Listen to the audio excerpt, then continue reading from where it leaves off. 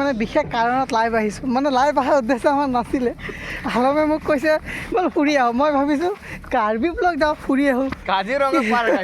কিন্তু এইটো কাজিৰঙা একোলেণ্ড।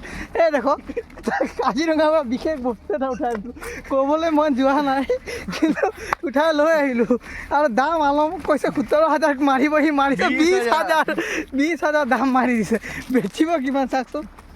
এনেই আজিকালিতো গৰুৰ বেপাৰ বন্ধই কৰিছে, কিন্তু আলমে তাৰ মাজতো উঠাই লৈ আহিছে গৰু। একো নিউজ নামানে।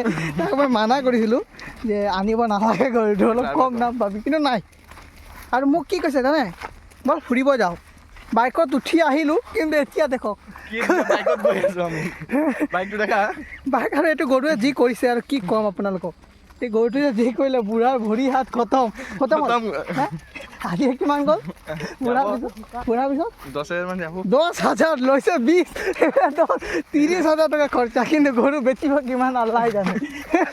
কিমান বেচিব গৰু নাজানো। দেখিছে বেপাৰী হয়, কিন্তু একো নাজানে, খালি কি ল'ব লাগে লৈ লয়। কিন্তু বাইক লৈ আহিছিলোঁ পালচাৰ, KTM দেখক ভৰি দুইজনে পিন্ধিছোঁ কৰপ।